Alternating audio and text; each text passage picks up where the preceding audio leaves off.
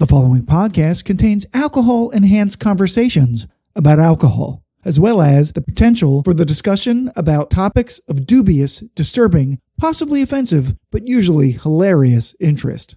The opinions stated herein are solely of the persons making them, and any endorsement of these opinions by any other party is not implied. Foul language is likely, but intolerant viewpoints are not. Listener intoxication is advised.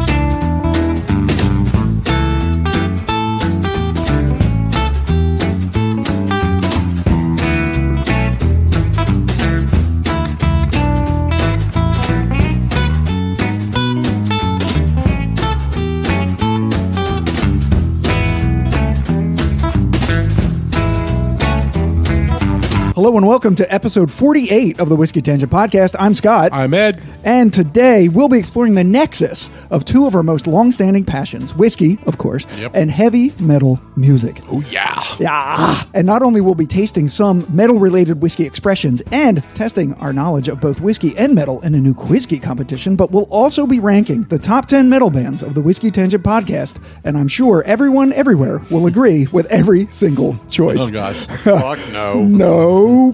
I'm already mad.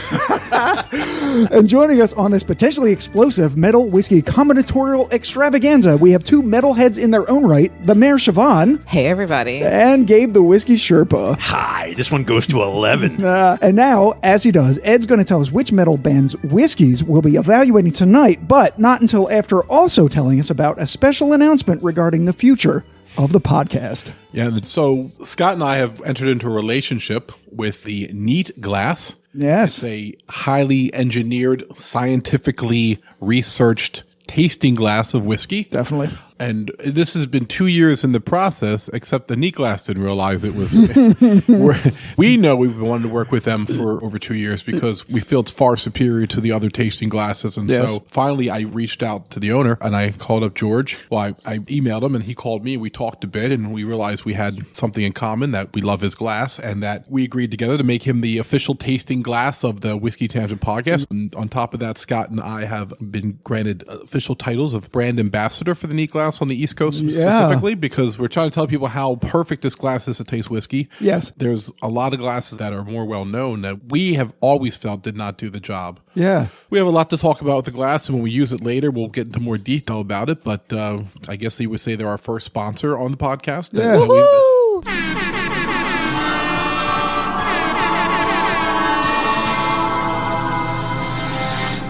Yeah, it's really exciting. You guys know, listening to us, we mention the Neat Glass a lot, where we're tasting it and we say we're tasting it out of our Neat Glasses. And we did a short very early on where we compared a tumbler, a Glencairn, the Norland Glass, which is another competitor of theirs, and the Neat Glass. And the Neat Glass did come on top. Yeah, that was July of 2019. Yeah, and that's what Ed's talking about 2 years ago. And we kind of joked after that, like we were talking about sponsors and, you know, we were just trying to dream big.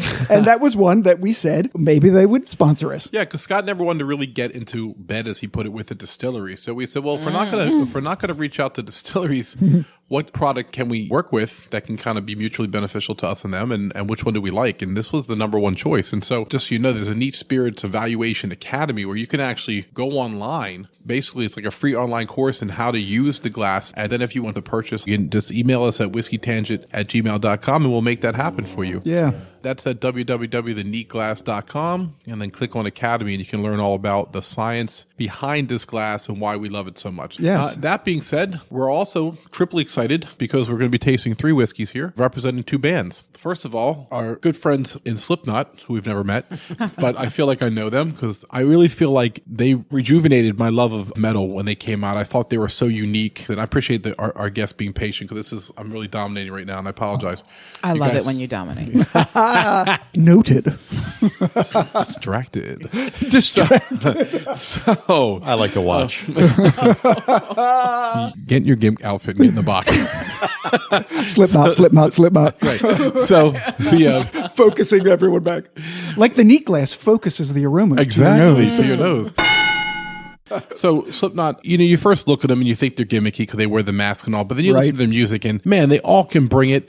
The singer can get really rough and angry, but yet he has great tone and melody to his voice, and I really love the contrast that he gives us. Corey Taylor. Yeah, Corey Taylor, right. And so we have the Slipknot, number 9. Scott will give you the specifics on it. And then I think a band that has definitely set itself apart in heavy metal, Metallica. They've come out with a whiskey Blackened, but many different versions of it. Yeah. And we have the regular Blackened Expression. Also have a Cask strength edition, and it's a store pick too from Total Wine. Weren't sure we were going to have that. We were ready to go with 2 expressions, and Gabe pulled a rabbit out of his hat like he always does. He never comes empty-handed. Yeah, so Gabe got us the Cask strength, but Siobhan actually bought the regular Blackened. Oh, thanks, Siobhan. Thank Yes, you. I did. And I just saw it, and I really wanted to just try it because I kept hearing about Blackened whiskey, and I knew that each one had its own special playlist. And I was like, I'm just going to grab one, and then I want to go home and see what the playlist is. Yeah. And then play the playlist and drink the whiskey. Exactly. Except I put it in the vault, and you couldn't do it.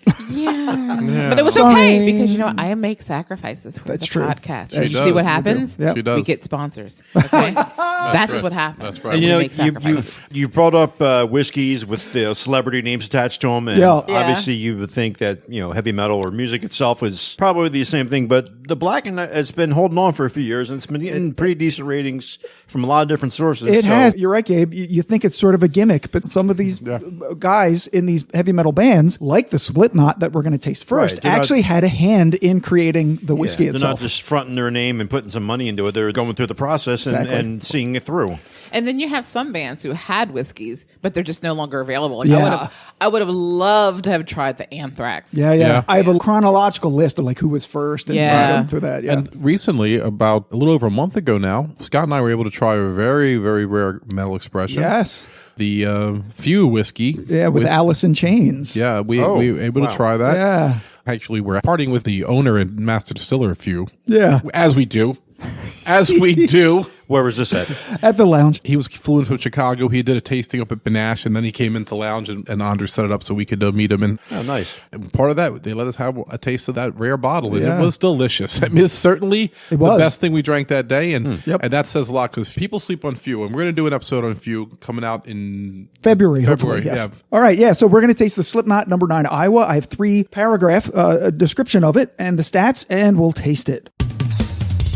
In 2005, Jeff Quint, whose family has farmed and distilled spirits for generations in Iowa, founded Cedar Ridge Distillery because he believed it was time for the number 1 corn-producing state in the United States to share its homegrown bourbon with the world, thus becoming the first licensed distillery in Iowa since what, Ed? Prohibition. Oh, yeah, exactly. After releasing its first batch of whiskey in 2010, Cedar Ridge quickly became a nationally recognized leader in craft spirits, winning multiple awards such as Best American Craft Whiskey at the 2016 New York World Spirits Competition and American Distilling Institute's Distiller of the Year Award in 2017. In 2019, they decided to collaborate with members of the band Slipknot, themselves a product of Iowa, having formed in Des Moines in 1995, and ultimately releasing the number 9 Iowa whiskey, named for the number of members in the band. Made not only with member Sean Crahan himself, aka Clown, number 9 Iowa whiskey is a complex, robust sipping spirit featuring a bold, sweet and spicy flavor that tastes like the hard work and quality that you expect from the people of Iowa. I love it. Oh, they love themselves in Iowa. They do. Yeah, so this I'm just waiting and bleeding to smell it. nice. This whiskey. The category is a small batch blended whiskey. Its proof is 90. The mash bill is 51% corn, 35% malted rye, which is interesting, and 14% malted barley. Wow. Distiller, bottle, and blender, as I said, is Cedar Ridge Distillery in Swisher, Iowa. There's no age statement, but on the website they say 3 to 4 years. It's about $40. Its Whiskey Advocate score is 87. It won Best Celebrity Whiskey by Forbes Magazine in 2019 and double gold at the John Barleycorn Awards in 2021. Wow, John Barleycorn, and I don't care. John Barleycorn, and I don't care. I don't care. My master's gone away. The Barleycorn Awards are whiskey writers. Oh, that's that right. All right, so let's taste it. We have it in our neat glasses, and we will instruct our guests in the proper tasting of the whiskey. Right, so you can either hold the whiskey up at the lip if you want to keep it cool, or you hold it at the base and it'll help warm it. Your choice.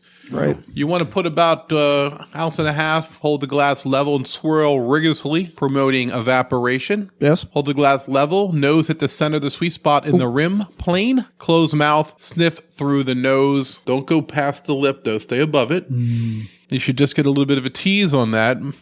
Move nose across the rim plane to the rim edge to detect florals and other lighter character aromas. Be careful, the diffused ethanol will appear around the rim. Right. So the lighter compounds, they have a lower molecular mass. This guy wrote a scientific paper about it. It's fabulous. Yeah, and the lighter compounds go over the rim, and ethanol is the lightest compound associated with the whiskey. Right. This also suggests that you cover it. Oh, which we did not do. Right. We don't have our covers here yet, but George you is can going to do it with send any us scrap piece of paper or coaster. because what happens is it kind of builds up if you cover it, and then when you release it, it releases it sort of all of once. They also say do not add water to the nosing part because it raises liquid surface tension and shuts down all evaporation, giving false impression of opening the spirit. Once again, remember the ethanol numbs. What does he call it when those noses? He was calling it the ethanol lockout. Yeah.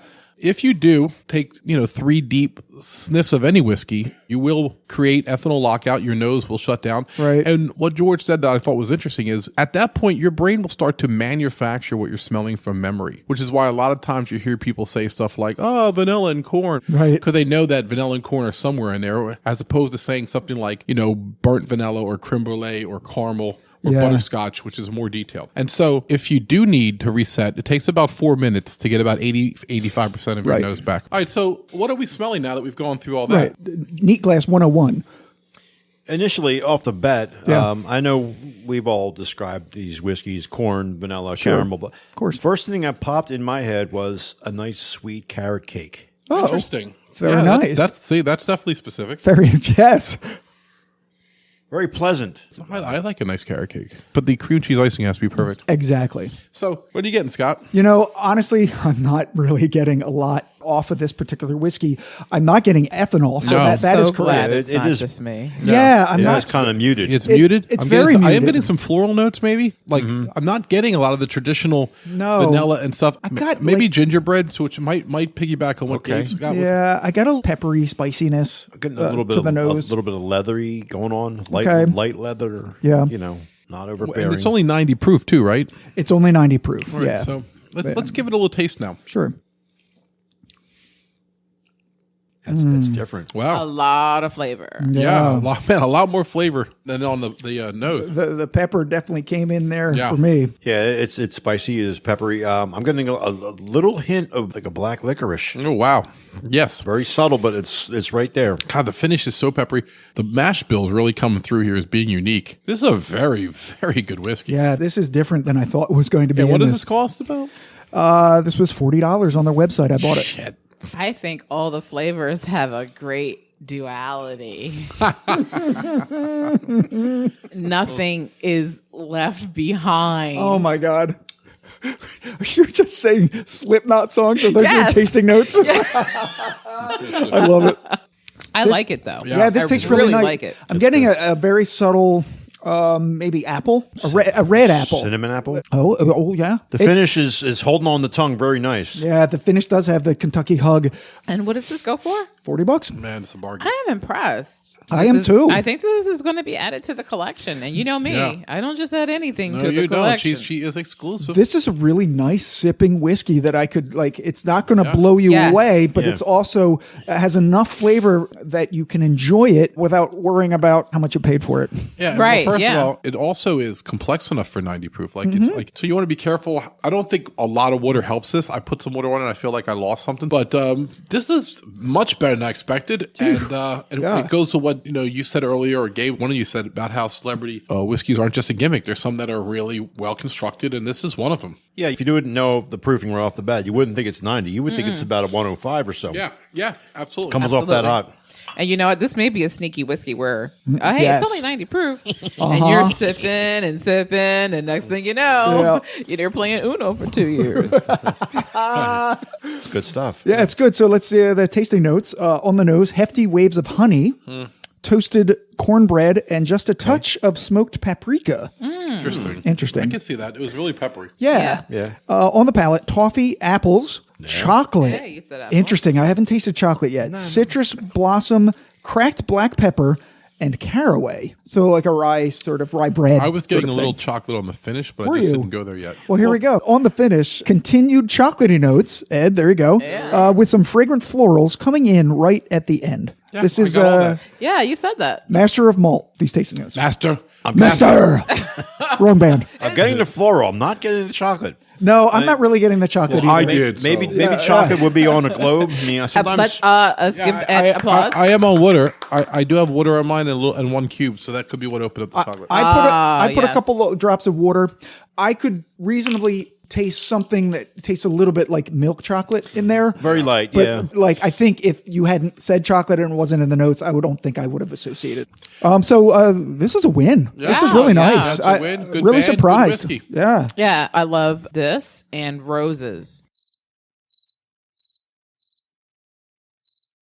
Any fans out there and would like to send Siobhan Some roses. whiskey or roses or 4 Roses whiskey, Oh, very nice. she would like that as well. Send it to Whiskey Tangent I at did gmail. not say it for that. .com. yeah, send your request. We'll send you an address directly to our house, so you can send her whiskey and come and stalk her outside and threaten the very, very existence of the podcast. Just remember, I do believe in the Second Amendment. That's right. Hello. Right. So Right. so on that note, let's play Quiskey. Hello.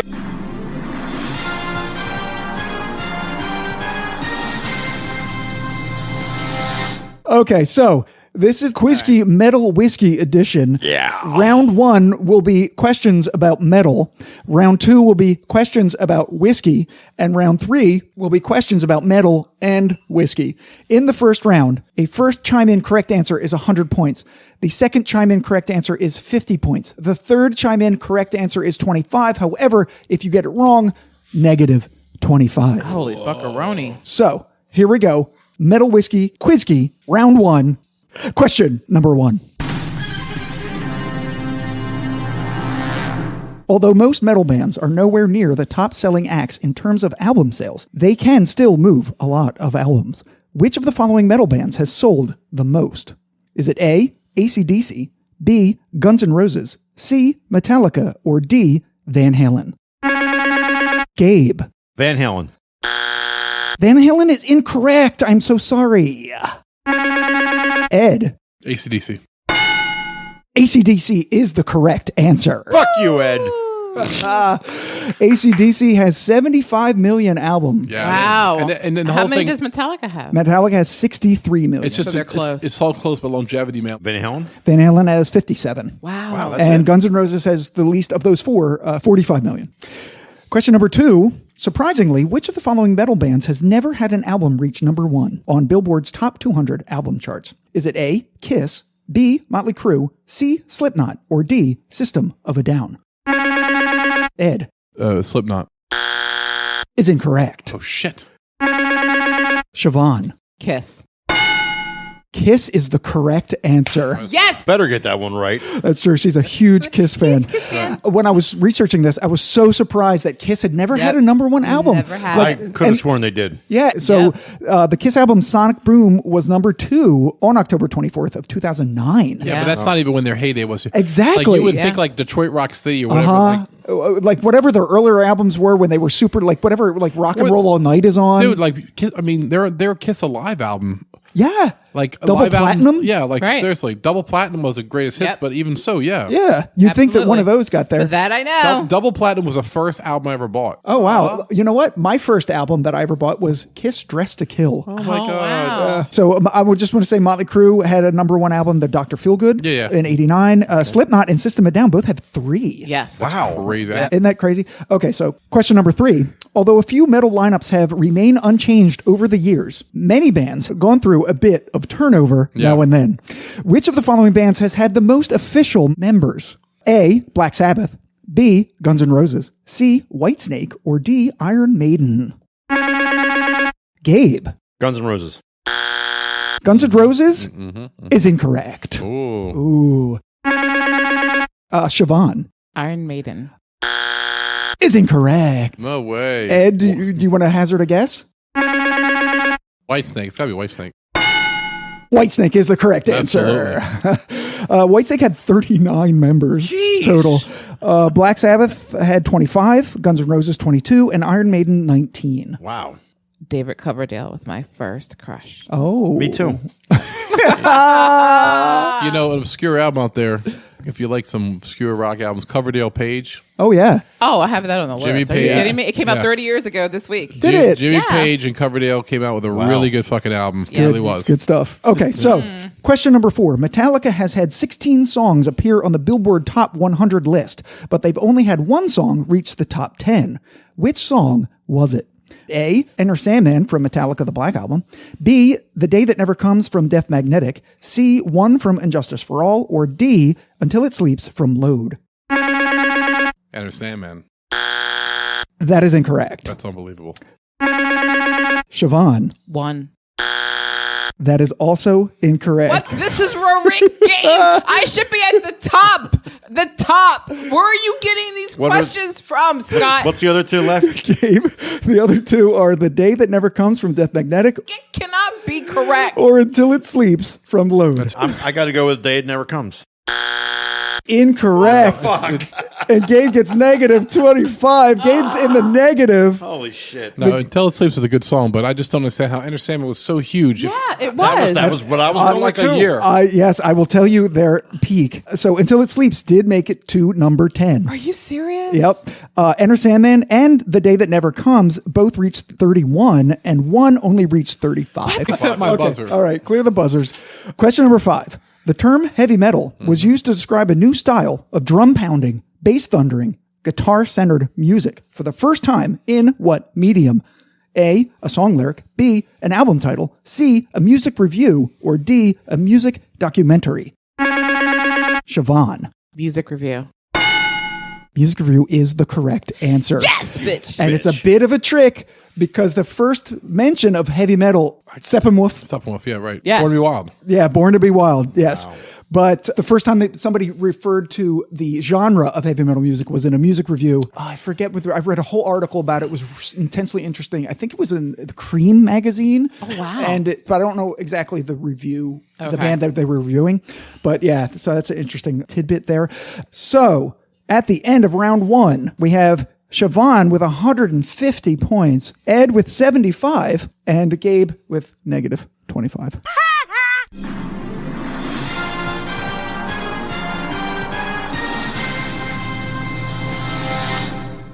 All right, so now we're going to take a little bit of a break, come back and talk about and taste Metallica's Blackened. Blackened! Blackened! Blackened! Be right back.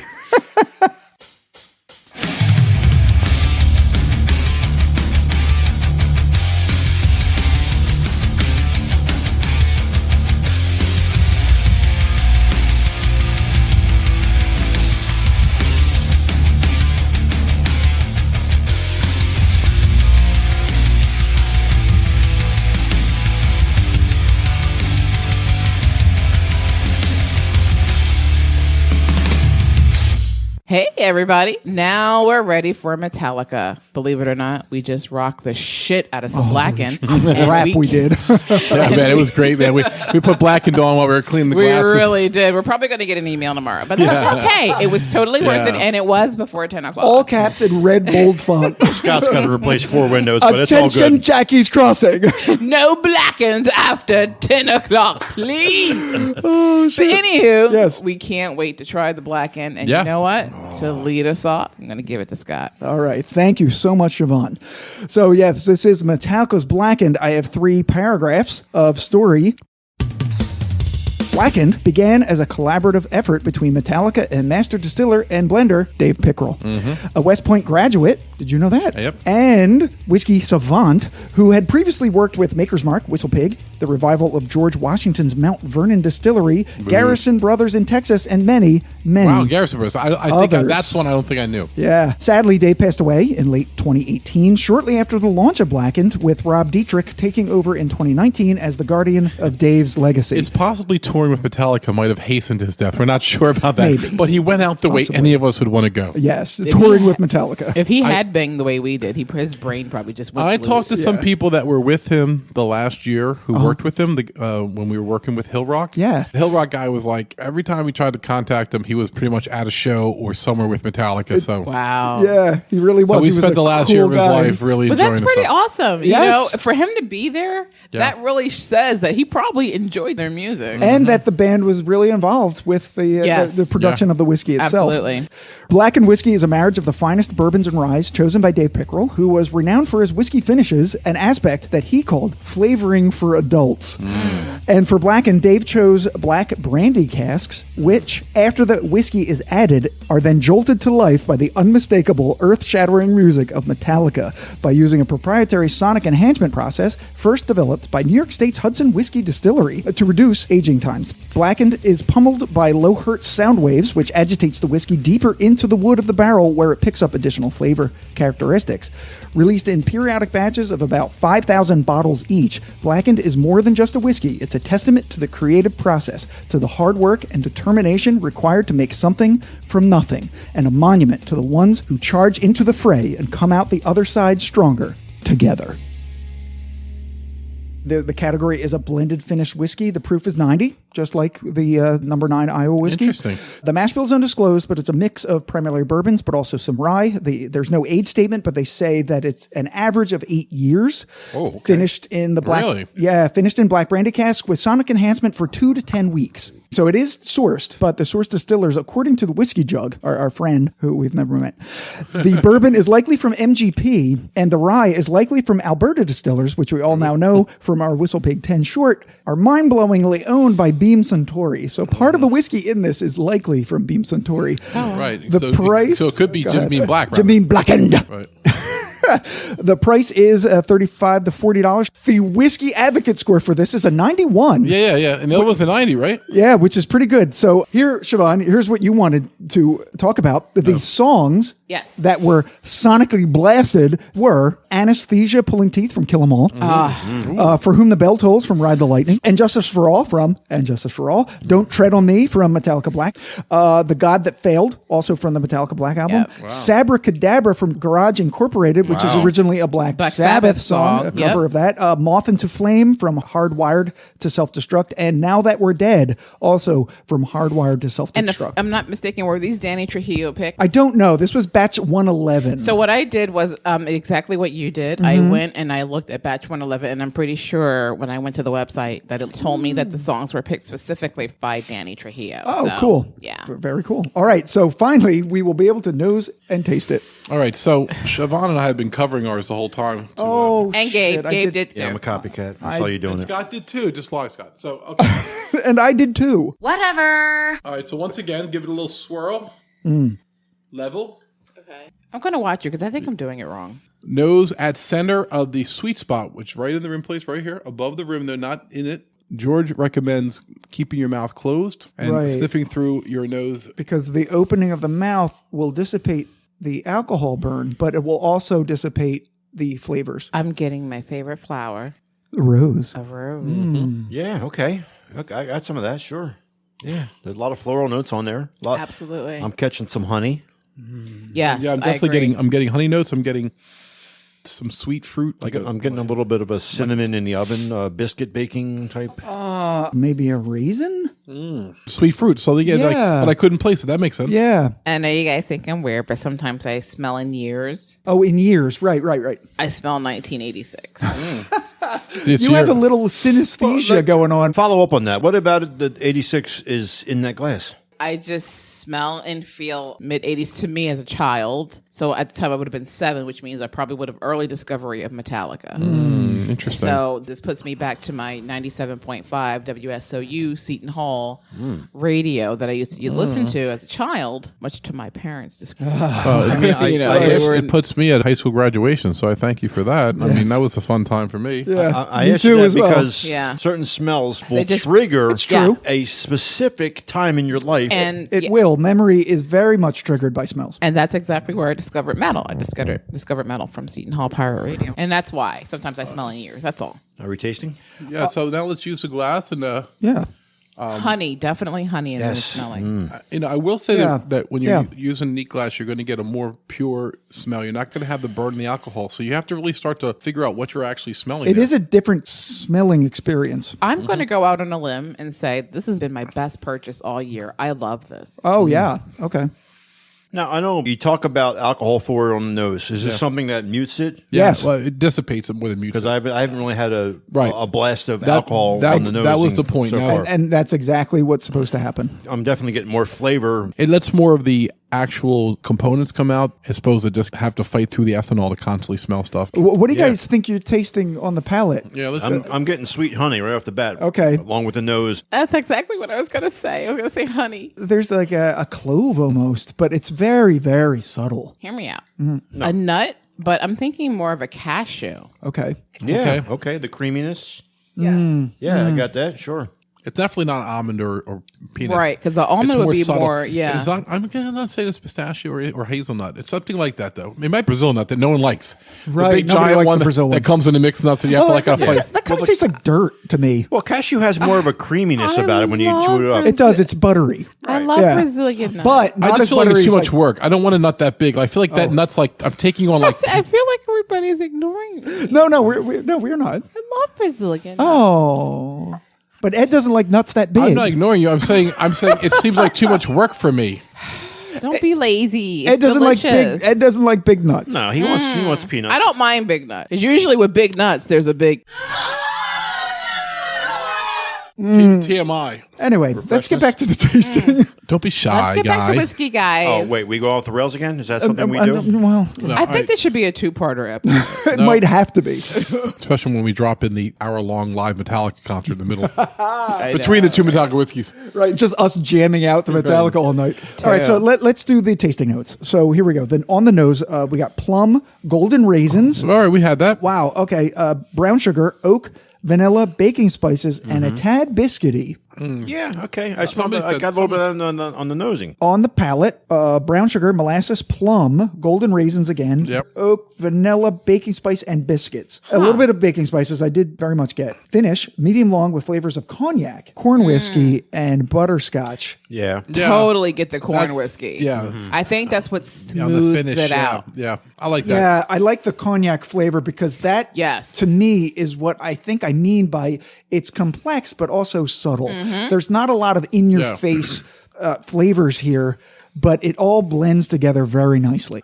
So what do you think? Do you think this is better or not as good as the Slipknot? I think it's a little bit not as good as the Slipknot. Yeah. Just a smidge. Just a smidge. I think it's so close. I think it's very it depends. close. Maybe it could be a day of the week thing. I'm getting a little bit of hot pepper on the finish. I am getting a All right, little so more. Gabe likes it pepperness. better. I like it a little less. Siobhan's the tiebreaker. Oh, Siobhan likes it better, right? I love this. Like I said earlier, I think this was my best purchase of the Right, entire so year. she's got 2 bottles to buy because she already said the Slipknot's coming in. So that means that she's going to add the Blackened. Well, the Slipknot is definitely something that somebody could certainly send to me. Yeah. Ed, Christmas Oh my God, is coming up. Oh, Gabe, us. I thought you meant. Christmas I is thought you had coming like up. one of those Amazon like wish lists for like your admirers. What is this? For your 2000? OnlyFans. Siobhan's OnlyFans. It's Siobhan.onlyfans.onlyfans.com. Amazon wish list. What is this? 2005? People still do this? Yes, they do. You know how I am. I don't know, I'm like- very a trendy girl. I'll tell you what the fuck I want. Right, go- Diamonds. Every Everyone- girl wants diamonds. Go to Siobhan's MySpace page, the one that has Blackened playing on it right now. But anyway, yes, I love it. You know why? Because of the smoothness and then only just a tad bite at the end. Yeah. It's not a lingering bite. no. It doesn't feel like it's burning down my throat. It has a spiciness, It's but just- it dissipates pretty quickly. So I'm going to split the difference here, and I say they're pretty even. These two are different, but to me, even. Depending on the day of the week, right? Yeah, I really like this. So, are you guys ready for round 2 of Quiskey? yeah.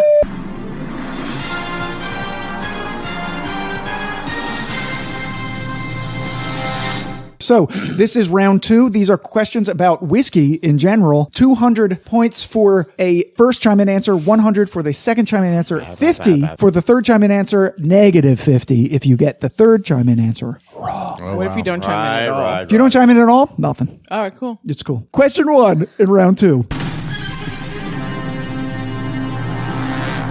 Most people know that whiskey doesn't freeze if you keep it in your freezer. However, it will freeze if temperature gets low enough.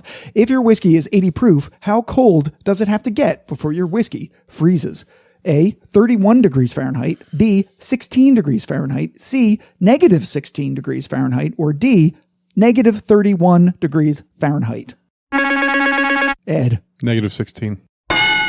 Is the correct answer. Yeah. I was gonna say. Oh, wow. Well, someone's a teacher. Wow. Teacher knows how to figure out which answers right on the test because I had no idea the answer. And Ed comes screaming back. Dick. Where are the questions? Wow. Question number 2.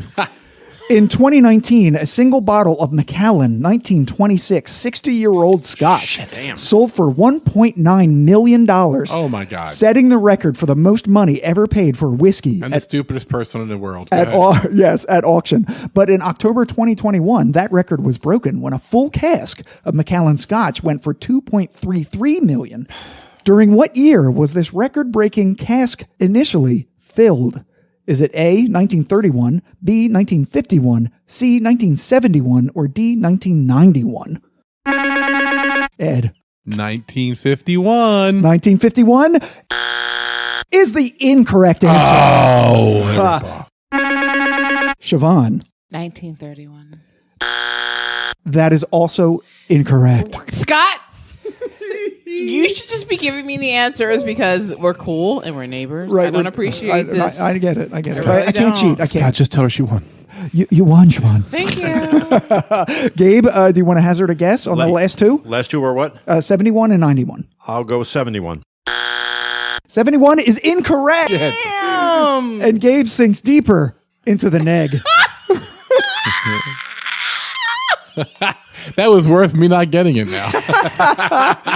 To the never. I'm sorry, Gabe. It was 1991. Fuck that. And the reason why it's 2.33 million Nobody because cares. the 1.9 million was a single bottle. This was a full cask. I think I'm So almost done. you're going to get a bunch of bottles out of it. Sure. Right. So question number 3.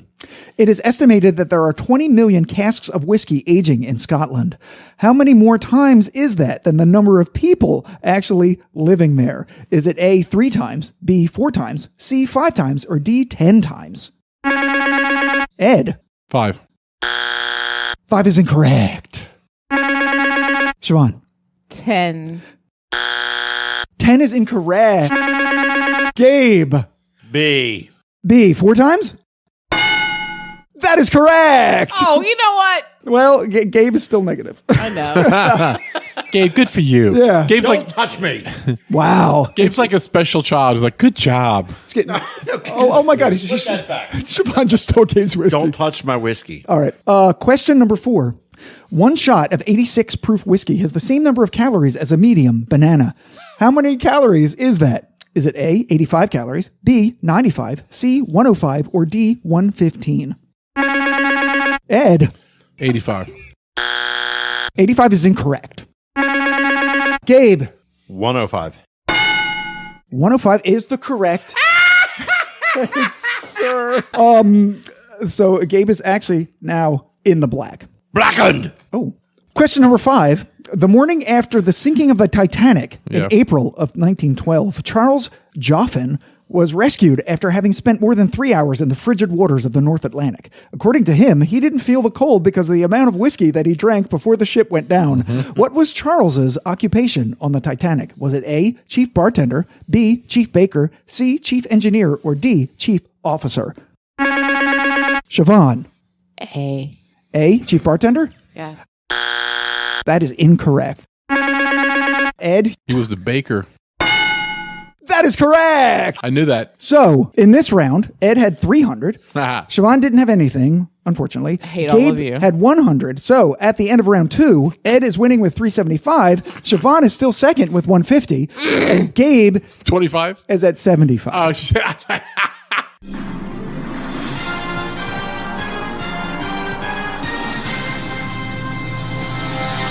This was the end of round 2. We're going to take a break and come back with the Metallica Cask Strength Yes. Blackened. Don't need a break. Outstanding. And once again, we will be enjoying that in the neat glass, natural, engineered aroma technology. Nice.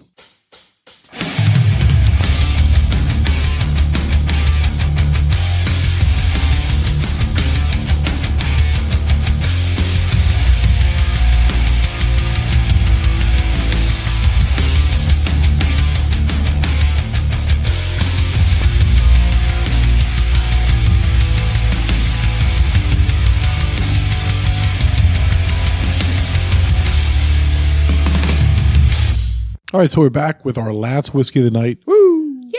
Metallica's Blackened Cask Strength. Yes. Thank you, Gabe. Not a lot of work to do here for us. It's the same mash bill. It's the same everything, except they brought the proof up and they changed the song list, and Scott's going to tell the nuances of the new whiskey. Correct. The proof is 114.72.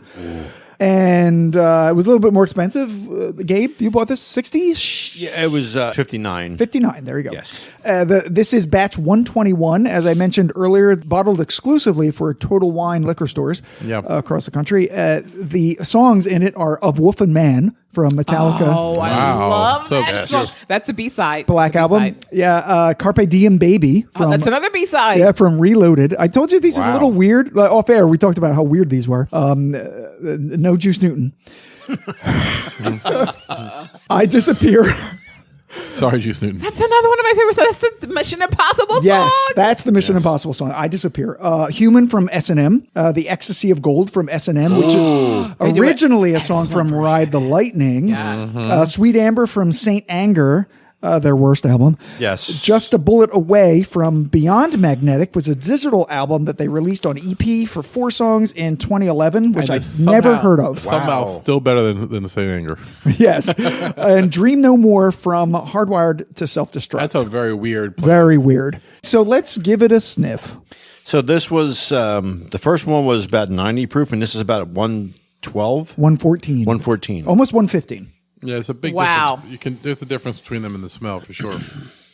I'm getting a little bit of cinnamon, sweet cinnamon. Apples is what I get. Apples. Interesting. A lot of stewed fruits. If that makes any sense, which nobody stews fruits. It's a cooked fruit. It's a baked apple. I'm getting maybe. almost like a plum or a raisin myself. So Okay. Yeah, there's definitely raisins there. Maybe a light milk chocolate covered raisin, that type smell going on. This is a great nose. It's very sweet. Yeah, I'm actually getting some like scotchy, earthy, maybe like grassy notes. Yeah, it's like very- a lowland very- scotch I almost. smell another year. Oh, what year? 1967. she wasn't even thought of. 17 years before you were born. Oh my God, Ed and I weren't born then. I'm getting 1967 Christmas, Andy Williams. Oh, happy holidays. Yeah. Okay. Happy holidays. I don't know what that's called. I'm sure it's called something. I smell in years. I don't know what that is. It's called synesthesia. Oh, is it really? Yeah, yeah. Did your parents have like LP albums? Yes. They would play at Christmas time? Yeah. Did you ever notice that sometimes old things hold a scent, an old scent? Oh, absolutely. Yes. Are you projecting a smell and a memory Yes. of a kid time? Yes. I was off this week and I was walking through old LP record stores. Okay. And there's a distinctive scent of old used LPs. Yeah, Vinyl, yeah, the yeah. cardboard that holds a smell about Yes. it. Yeah. An old mustiness. Pot Yes. seeds and the double albums. Sure, yeah. Well, no pot seeds because my family is 100% straight edge. So what happened to you? How dare you, Gabe? I know that you would never touch anything besides whiskey that would alter your senses. And guess who still has Catholic guilt from her 12 years of schooling? Thanks, Siobhan's parents. Yeah. Though she was probably adorable in her high socks and a little plaid Aw, skirt. Yeah. Yeah. I had it hemmed. Right. I wasn't supposed to have it hemmed, and I had it hemmed. Rebel. Behind the rectory during... I like to call it the E-rectory. But listen, Talk about mass. So, let's taste it. yeah, let's taste it. That's what I say. I'm still smelling almonds. You mean like man or almonds? a little more alcohol That's forward. amen. So all right. So this is my immediate idea. Yeah. The regular Blackened has that little bit of spice, right? Yeah. This one lingers. Yeah, oh yeah. I can taste so much clove on this one that I just had a hint of it in the other one. This is definitely everything magnified. It's hot. And I thought the Blackened and the Slipknot Iowa 9 were really close. This is better than both of them. Yeah, this is terrific. I feel like the regular Blackened is good enough. Oh, and, sure. and well enough. I think, is. And no shade to you, Gabe, but I don't think I would purchase. Well, I mean, I'm not Price going to... wise, you're saying it's good enough to spend the $40 to get the regular Blackened. Absolutely. I'm going to have to agree. I 100%. mean, even though I bought the cask strength, I'm getting a lot of heat. Yeah. I put this into a tumbler with a half globe to see like what it does to it. Yeah, you're definitely going to want to proof this one down. Oh, wow. Yeah. It A couple is- drops really changes it. It does. Oh my God, I am definitely smelling dark chocolate on this that I Yes. didn't smell before until I took a bigger whiff. Ooh, This is quite good. All right, so here's my thing. I'm finding it to still be very alcohol forward. It is. And it is. And I do feel like the ice does give it a little bit more body, but I'm still finding it to be excruciatingly lingering. It's too much for you. Yeah. It's not something you want to eat all the time. For me, though, this is in my wheelhouse because it's nice and peppery. It's got a lot of spice on it. A lot of pepper, yes. It's got the dark chocolate notes that I really like in the Abuna that I just bought myself for a Christmas present. It's one of my favorite scotches. I just did a quick sip of the original Blackened. Oh, okay. You taste them side by side. I mean, there is some extra flavors in with the cask strength, but there's just a lot of ethanol floating around. That it's just, Yeah. I agree I 100%. think that I don't know that it added as much as you could have. I think you can maneuver it and manipulate it with some water and globes and stuff, but I don't have to do that with the other black, and I can just pour it in a glass and drink it. So Thank you. Let's Thank just you. do that. Yeah, well, you're all completely wrong because this is extraordinary. I love this. Okay. You know why? Scott, I'll let you continue. I just want to point out the reason is because we switched to tumblers, and he still has the neat tasting glass, and anything in the neat tasting glass tastes better than anything else. You are that must be it. 100% That must right. be why. Because he just has stayed with the neat tasting glass, and I've gone to a tumbler. And that's why. That's true. So on the nose, here are the tasting notes. There are mild earthy tones on the front end of dried grass, fennel, and amber oil. Like I was saying, Oh my actually. God, Amber Oil. I think I dated her in middle school. It's Olive's sister. Amber oil. Me and Papa we used to double date. I am what I am. Very, That's very all that I am. kind of thin girl, right? Yeah, very thin and gawky. It's the whole family. Yeah, sweet molasses, brown sugar, and bubble gum. Which Bubble gum. Who's that? this is whiskey wash. Oh, come Pepper on, Whiskey bubble Wash. gum. You're better than that Whiskey Wash. All around a clean nose and balanced delivery of sweet and spicy. I mean, okay. Everything but the bubble The gum. sum up was good. Yeah, bubblegum. That's bullshit. On the palate, the sweetness of the nose is moved directly into the front of the palate. This has the distinct flavor profiles of a soda fountain. Cotton candy, cream soda are forward with sarsaparilla. Okay, cream candy. Sure, that's good. Yeah, you know what? Cream soda is a good tasting note for this. On the finish, warm, peppery, and pleasantly long. Yes. There are other metal whiskeys that we couldn't get because they are super rare and or expensive. Or expired. Yeah, or expired. Yeah. In 2014, Anthrax did a expression with Jefferson's Reserve that they called Indians bourbon. It was $75. I couldn't find any info on the age or the proof or anything. It was the most ridiculous rabbit hole I ever went into. It's like it didn't ever exist. I'm salty about it. Anyway, in 2015, Anthrax did a Beam Suntory Knob Creek Bourbon Single Barrel Select. It is 120 proof. It is aged 9 years, and it is $100. In 2015, Motorhead Oh, yeah, I love Motorhead. did a whiskey with Macmira in Sweden. Oh, yeah. The Motorhead Quadruple X whiskey. It is a 5-year-old single malt finished in sherry cask for 6 months, 80 proof. It's about $80. What? Then they also did one, Jack Daniel's Single Barrel Select, because Jack Daniels was a favorite of Lemmy Lemmy, for absolutely. Motorhead. 94 proof, 288 bottles. So very, very limited, and it was released at 99. I got 5 of them. Yeah, if there are any left, they're probably astronomical. In 2020, Guar did a whiskey with Catoctin Creek Distillery. It was called Ragnarok Rye. It's 100% rye finished in sugar, maple, and cherry wood Very barrels. interesting whiskey. I have seen that. It's 92 proof. They did 2 batches of 1,000 bottles each, and it sold out really quickly. Yeah, good luck. For like $99.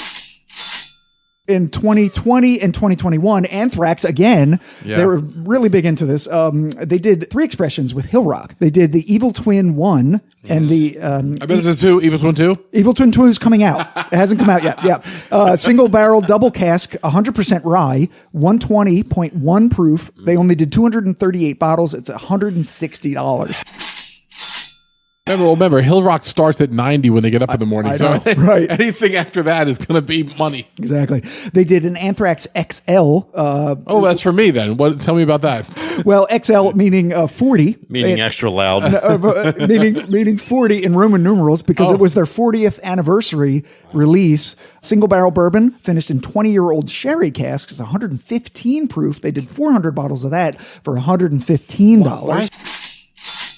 Wow. Why so limited? I know. The third one was the Healer. It's a bourbon. It's 115.6 proof. They did 360 bottles. It's $140. In 2020, the Scorpions Yeah. did a whiskey with McMira, just as Motorhead did. They called Rock and Roll Star. It's a single malt finished in ex-cherry wine casks. And the last bottle is the 2020 Alice in Chains one that Ed talked about earlier, the Few Spirits one. It's called All Secrets Known. It's a bourbon aged in tequila casks, which gave it that really interesting flavor for it.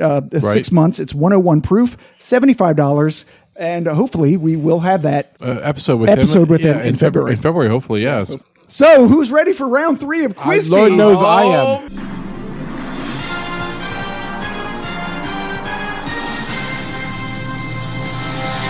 So, round 3 is metal and whiskey. The points have tripled to 300 for a first chime-in correct answer, 150 for a second chime-in correct answer, and 75 for a third chime-in correct answer. And if you get it wrong, negative 75. The score right now, 375 for Ed, 150 for Siobhan, and 75 for Gabe.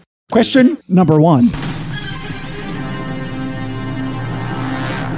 Balls of Steel is a brand of stainless steel spheres that you can buy to cool down your whiskey without watering it down. Originally 3/4 of an inch in diameter, they later created an XL version for Ed. How large are the extra large balls of steel? A, 1.5 inches, B, 2 inches, C, 2.5 inches, D, 3 inches. Ed. 1.5 inches. That is correct. Oh my God, that was so loud. Clearing the buzzers. Yes. Question number 2. Early distillers settled on copper as the metal of choice used to create their pot stills. But because copper tends to wear out quickly and has become increasingly expensive, distillers began using stainless steel, which was both cheaper and more durable. However, distillers who did this began to notice a dramatic change in the quality of the whiskey and quickly switched back to copper. Why? A, because stainless steel can cause whiskey to smell like metal. B, because copper naturally removes distasteful compounds from the whiskey. C, because stainless steel naturally removes flavorful compounds from the whiskey. Or D, because copper is pretty. Ed. B. B, because copper naturally removes distasteful compounds from the whiskey. That is correct. Ed is running away with this. You know what? I was in love with you. Now I hate you. Last question in round 3. Like it matters. In 2020, a study was published in the journal Regulatory Toxicology and Pharmacology about the physical harms that may result from the trace amounts of toxic heavy metals that can be found in all alcoholic beverages, including arsenic, cadmium, chromium, cobalt, copper, iron, manganese, nickel, tin, lead, and zinc. Which of the following heavy metal songs best describes the study's recommendations about the heavy metals in your drams? A, Down with the Sickness by Disturbed, High and Dry by Def Leppard, BYOB by System of a Down, or D, Have a Drink on Me by AC/DC. Gabe. D. D, Have a Drink on Me, AC/DC? That is a correct answer. Whoa. Gabe comes back with 300. Okay, so after 3 rounds, Ed has 975, Gabe has 375, and Siobhan has 150. I hate all of you. So text me your points that you want to bet. What do I have, Scott? 975. You have enough. You should bet like $9.75. You bet it all. Tough guy. Okay, so the final question is about guar.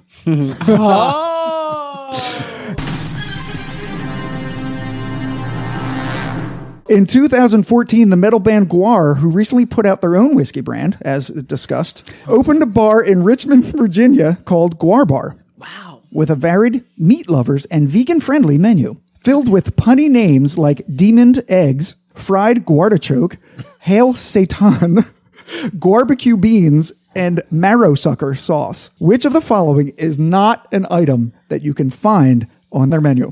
A, Nachos Destructos.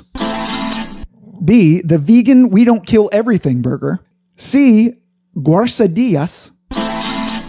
Or D, Satan's balls. This is the one that's not. The one that's not on the menu. So 3 of these are actually on their menu. Text me your answers.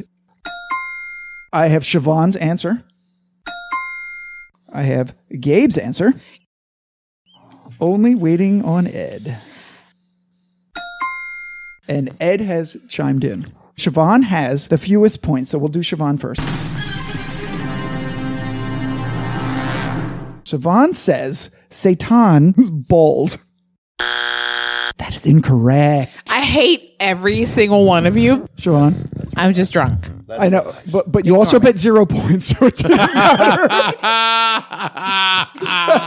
That's the best part. Because that's the best part. Your anger is moot. Right. So she ends up with 150 points. So This is why it's interesting. Gabe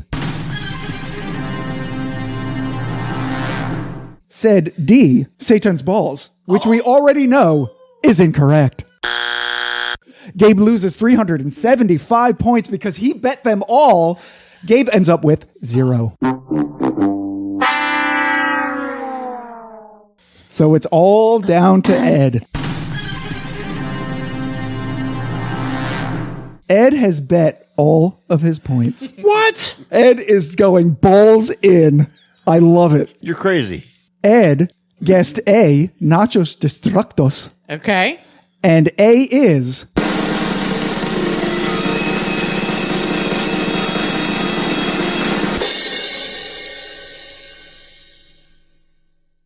incorrect.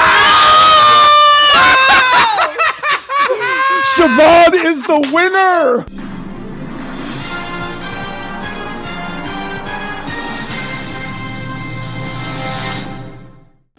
Wow. I had no idea whatsoever. So what was it, B or C? It was C, Guarcedias. I just made it up. Oh, wow. Yeah, so the vegan We Don't Kill Everything burger is actually on their menu. That made sense. I wasn't sure about A or C, and I took a guess. Right. So that's the end of it. Now we're going to pour a different whiskey for each other. It doesn't matter what we're drinking. Folks at home, this is the last chance you get to turn off this nonsense because we're not going to talk about whiskey anymore. We're going to talk about metal. And we'll be right back with the top 10 bands of the Whiskey Tangent Podcast.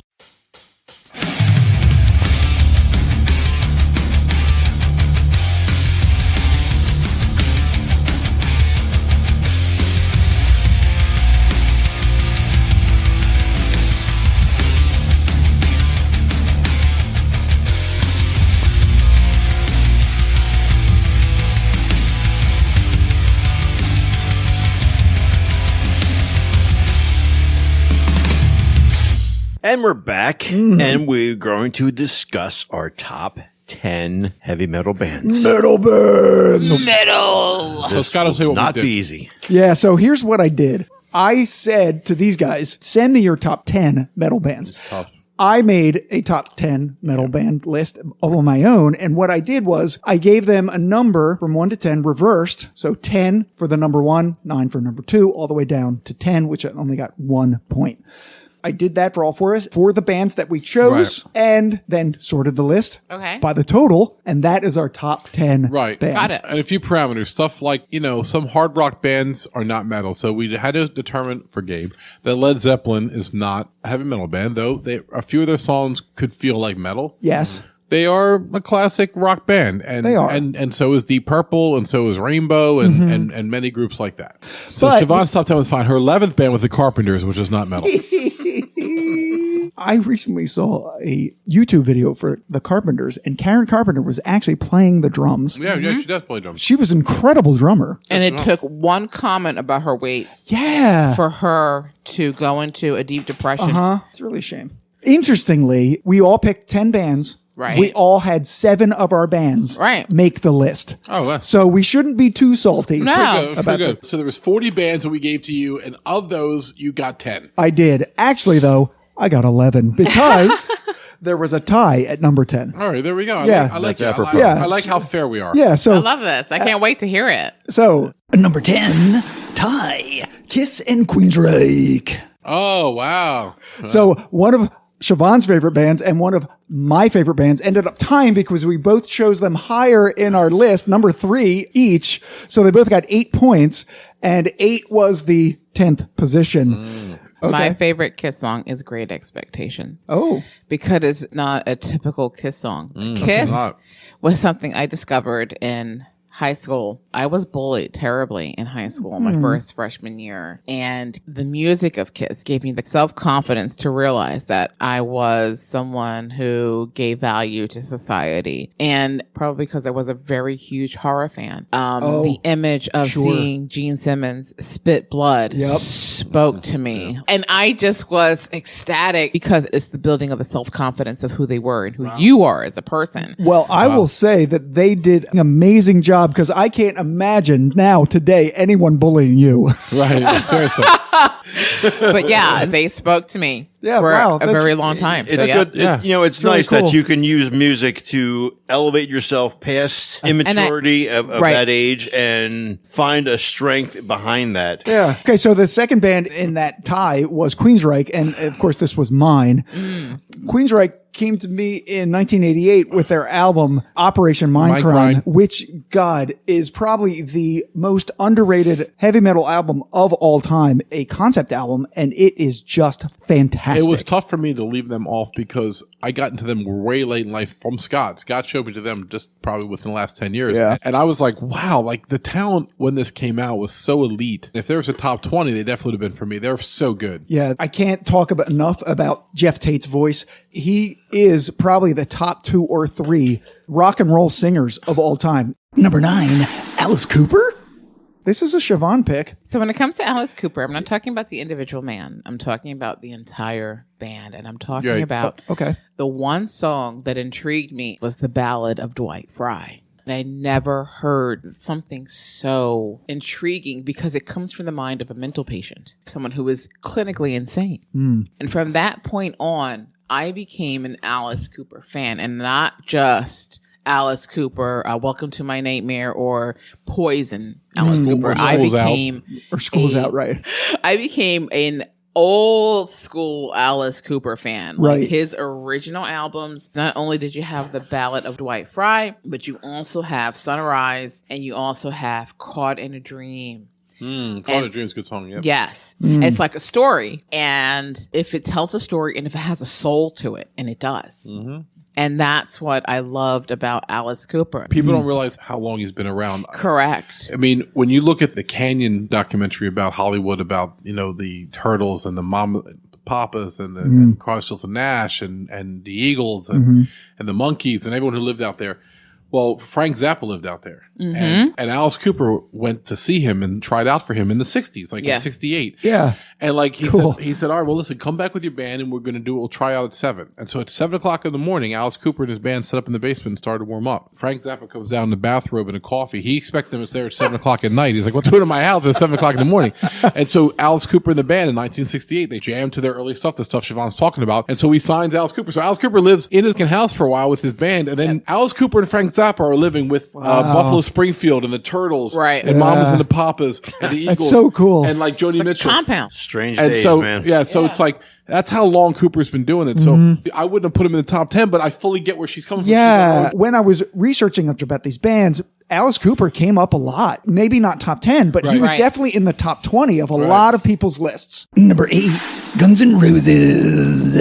Gabe and Ed chose this band. Yeah, I felt like they could have used a few more albums. Why didn't pick them? Because they didn't have enough albums. Yes, absolutely. I agree 100%. At the time they came out, 1985, 86 or whatever around there. Appetite for Destruction is killer. And Welcome to the Jungle was a song that just announced them, we're going to kick ass. It was as seminal a song for metal in the mid to late 80s as Nirvana's Smells Like Teen Spirit was to grunge in the early 90s. It really was. And when I realized what my criteria was a lot of times was a great singer or at least a unique singer. Yeah. Because I don't think Axl was a great singer, but he was a one-of-a-kind singer. I totally agree. He was a dynamic frontman. And Slash, great guitar player. Yeah, Guns N' Roses to me, like Kiss, was very hard rock, but the way they presented themselves. Yeah, they were filling a void. Metal. I remember probably it was 88, 89. A couple of friends of mine, we were going up to New York to go skiing for the weekend. Okay. Naked.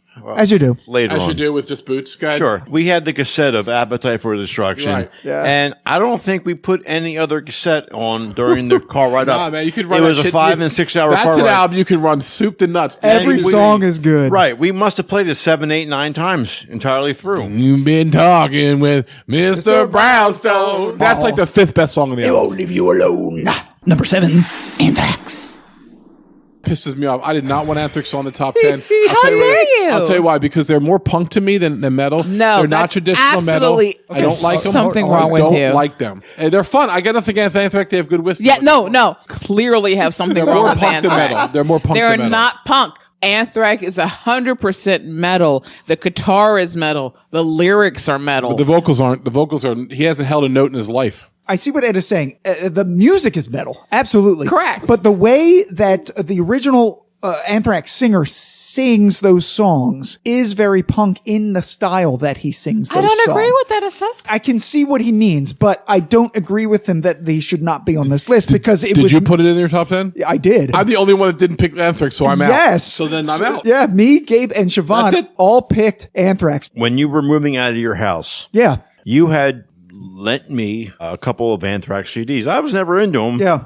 I was a late comer to the game, and I borrowed like greatest hits and like maybe another CD, and I was like, wow, they're metal, but they're digging into the rap genre. Yeah. They're digging into the punk genre. What's cool about my intro to Anthrax was I knew Indians and I knew some of their older stuff, Antisocial. I liked him with Public Enemy too. I Among don't the hate Living. Anthrax. I don't hate Anthrax. I No. want that clear. But I just didn't think they were top 10 metal. Yeah, and There's something wrong And with when you. I got into I them, respect so that. what probably- Persistence of Time was the album, and then the original singer left the band, and they got a new singer, which was more sort of a grungy kind of singer, John Bush. Then they did Sound of White Noise. So I was there at the transition. that was the album you gave me. Yeah, because And that the was musicians stayed the same, the singers changed, their genres almost changed, and still they were amazing. Number 6, System of a Down. Saw them twice. Serge Tankian. Oh my.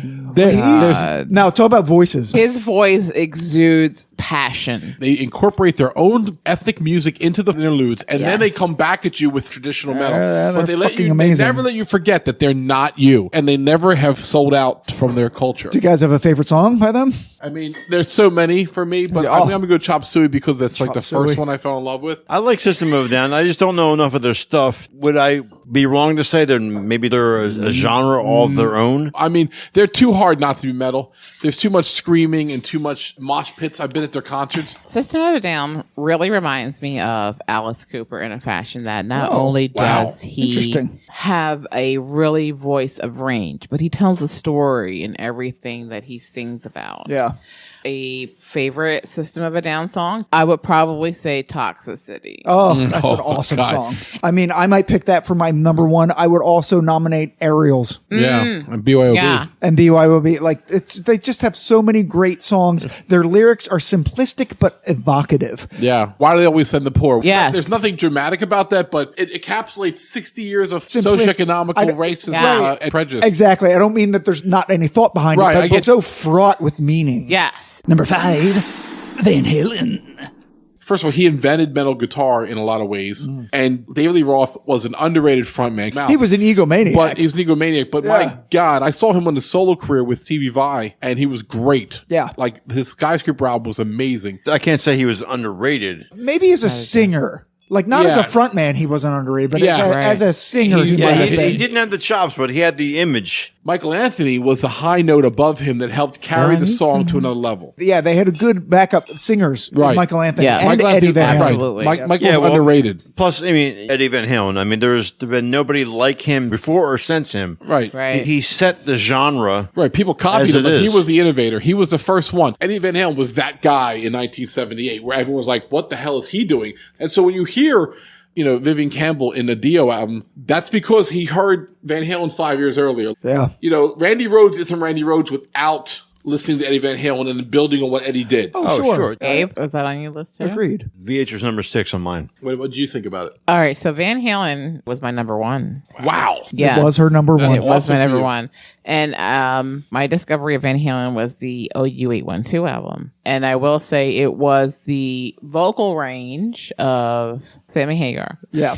And the guitar solo in Black and Blue is what really made me start to think. And once again, WSOU, Pirate Radio, exposed me to On Fire, Ain't Talking About Love, Right. Ooh, and a lot of B-sides of Van Halen. And I was like, wow. You know, wait a minute. They had 2 different lead singers. Right. And my punishment, if I ever was a bad kid, was no music and no MTV. Wow. So needless to say, I tried to be a really good student. I bet you did. Yeah. So number 4, Siobhan is not included in this one Wow. or the next one, unfortunately. Wow. Sorry, writing a letter of protest. Number 4, Iron Maiden.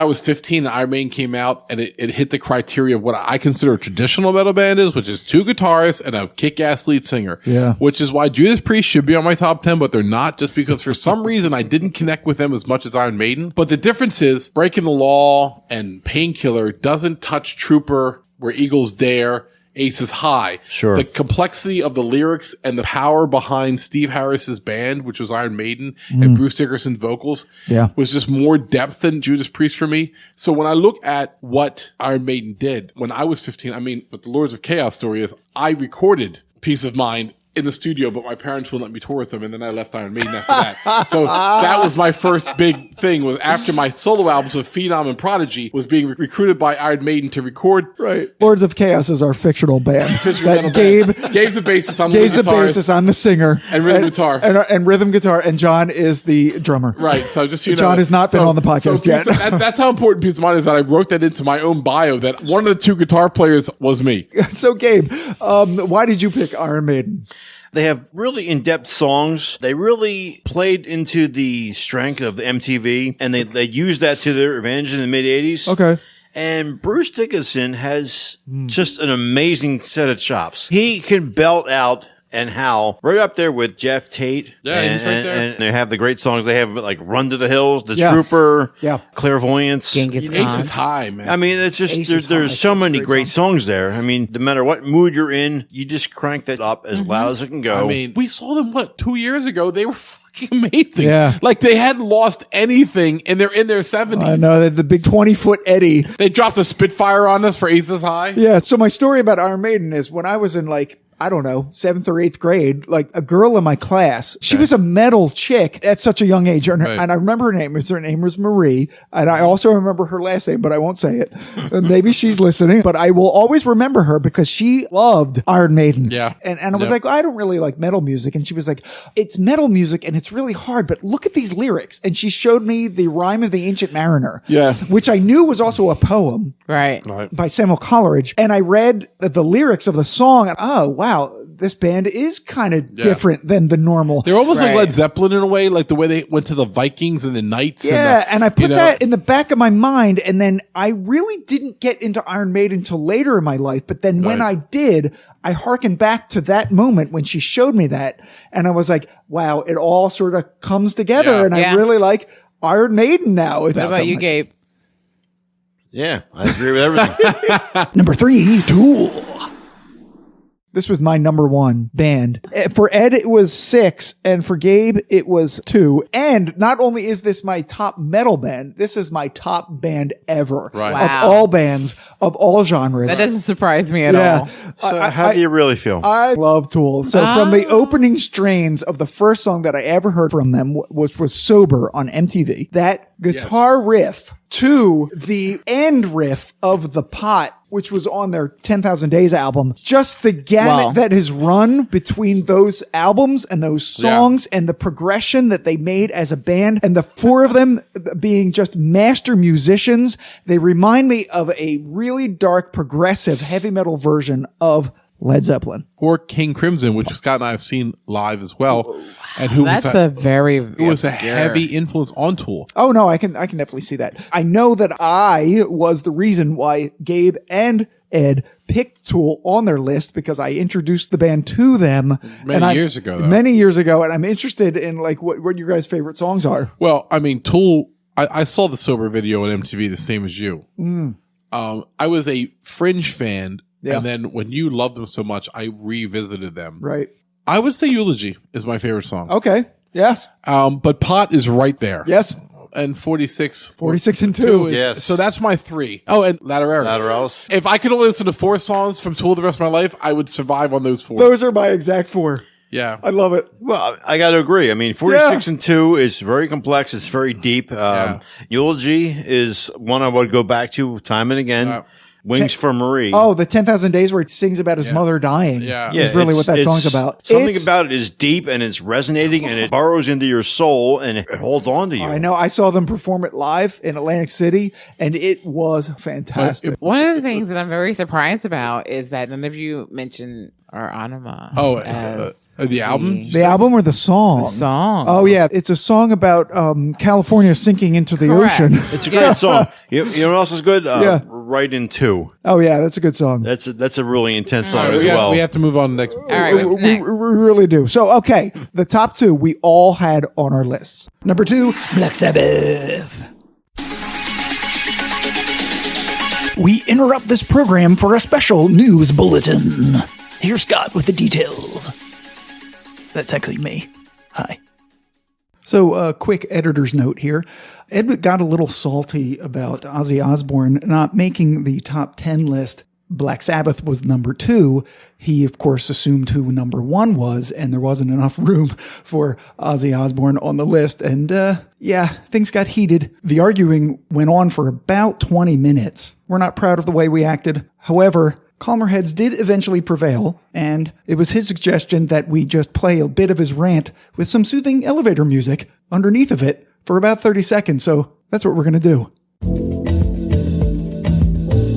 12. Are you fucking kidding me? 12? Ozzy Osbourne is 12. They didn't have it on their list? Ed. I did not have it? No. I'm the only one that had Ozzy? Yes. Ed, it's 1:31 a.m. I'm going to need you to get over that. The time is not going to change how outrageous it is. It just... No. It's just nothing. It's ridiculous. I'm not taking this laying down. How you guys did not include Ozzy in your list is unbelievable.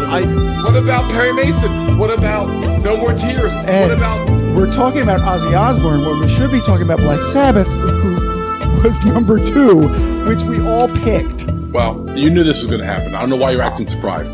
Okay, so Sabbath, I mean, this is a band that was way ahead of his time. Rhythm section of Burt Ward and Geezer Butler. Bill Ward. What'd I say? Burt Ward. He was in Batman.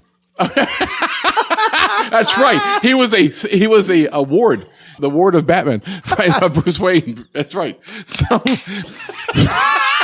So Geezer Butler was one of the best bass I've ever heard. Tony Iommi, his fingers are cut off. He goes and gets these and he's had the same ones forever. These little rubber prosthetics he puts on top of the nubs of his fingers. No shit. Yeah. And he plays guitar with them and he goes up and down sliding and it gives him that sound that nobody else has. Yeah. It's a Sabbath sound. And of course, Ozzy's an okay singer too. I had them at 4. Siobhan had them at 5. Gabe had them at 8. You had them at 2. Yeah, because I felt like they were iconic. Sabbath just influenced metal in general. Like they brought the mood and the chords and the power. Yeah, I'll give you that. I mean, I might have put them too low at 8. I mean, they definitely had an influence from the early 70s that a lot of bands. Yeah, I mean, a lot of them passed them, Gabe. I can fully appreciate what you did because a lot of bands did pass them but to me, I looked at how many hours I listened to metal, and Sabbath was the number 1 band that I listened to. Gabe put Dio above Black Sabbath, so yeah, it's all right. In your face. I mean, hello, gasoline. Here's some fire. I mean, By the way, what podcast is this, by the way? I don't know. Whiskey Tangent? Whiskey Metal. We're not one of those like podcast. history ones that goes on for 4 hours an episode. There's so much editing. So, Black Sabbath, though, I came into sort of late in my life. Why, though? Explain that. I don't really know why. Because what were you listening to? Just like Morrissey? Madonna. Madonna and Morrissey until you were 25? And then I heard Children of the Grave. It turned my whole life around. But once I started listening to them and hearing hearing all of their back catalog and then really appreciating the fact that they were the first ones. They were the innovators. Yeah. That's why they are number 4 on my list above like a lot of bands that I love. It's like nobody sounds like them until like 5 years after them. I know. And I will note that I was the only person to put Slipknot. Oh, don't rip my heart out to leave them out. Yeah. So we will do the number 1, which is probably no surprise because we've talked about them already. They We drank 2 of their whiskeys. Amazing. Number 1 on the top 10 metal bands picked by all of us. Ed at number 1, Gabe at number 1, Siobhan at number 5, and me at number 2. Number 1, Metallica. To me, whatever year they've been out have defined metal for that year. Like, they are just metal defined. They have the best name. I mean, could he be a better singer? Absolutely, he could be a better singer. He could be, yeah. But I wouldn't want a different singer from Metallica. He just works. Right. The drummer is top 5 all time. Sure. In metal. He's a a guitar pioneer. player, top 5 all time. Yep. And whatever bass that they've had in there has been fire. I think Metallica, their longevity and success in their longevity, they remind me of the sort of the Rolling Stones of the metal world. Wow, like it's fair. 80s, 90s, thousands, Yeah. 10s, like into the they can adapt to the changes of the times. Yeah, and they've had success in every single decade that they've made music and they just in. put shit out. Yeah. Even the album you hate. Yeah. They followed up with one of the best albums ever. Yes. Right.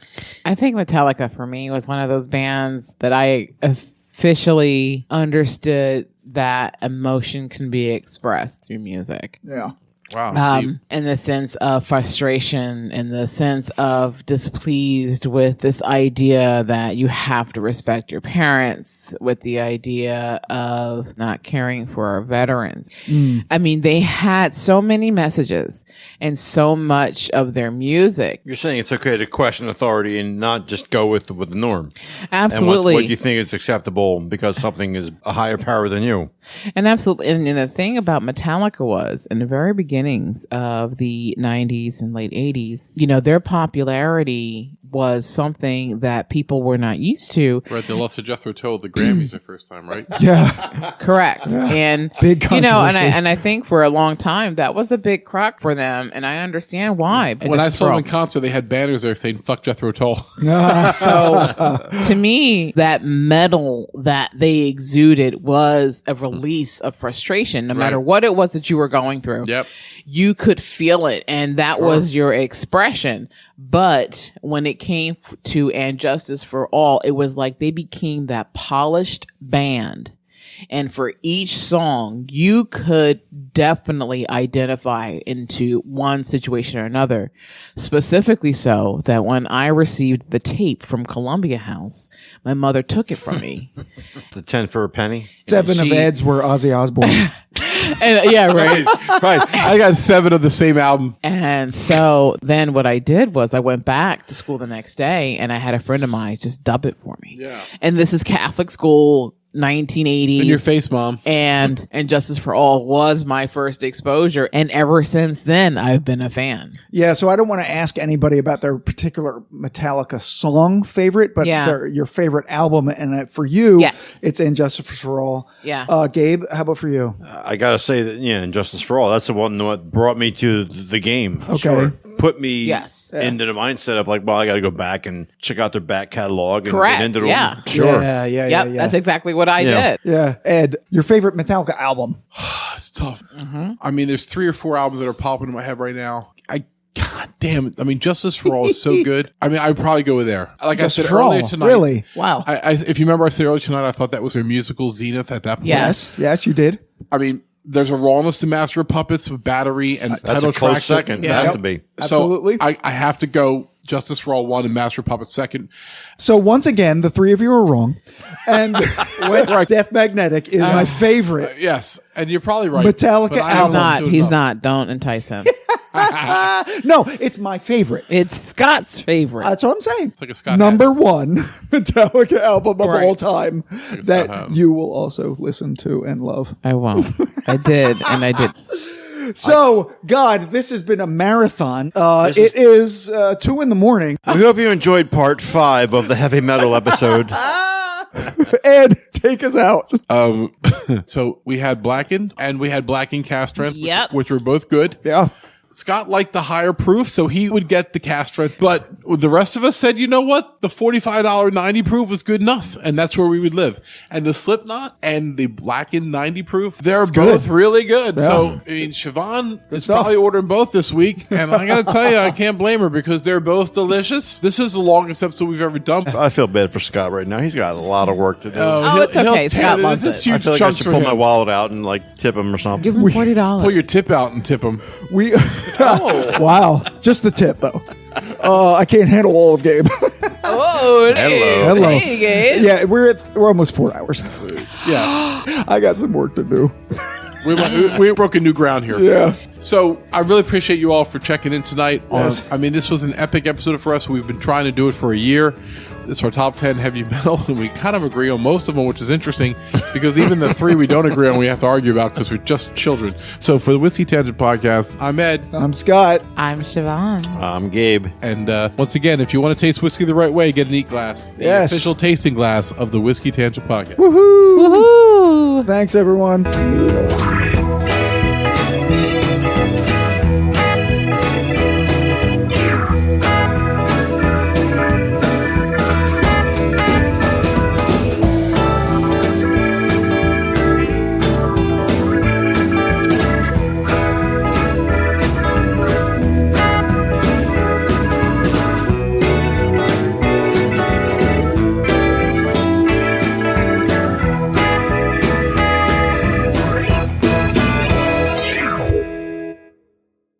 If you enjoyed this podcast episode, be sure to check out our next episode, which is way better than this one. Oh, yeah. Also, follow and like our Facebook page at facebook.com/Whiskey Tangent. And follow us on Twitter at Whiskey Tangent. You can follow me personally at That Whiskey Guy. And follow Scott at Giant Cup of Awesome, spelled AWSUM, just to be annoying. Hey! You can email us any questions, comments, or love at whiskeytangent@gmail.com. And of course, you can find us always at our podcast website, whiskeytangent.podbean.com.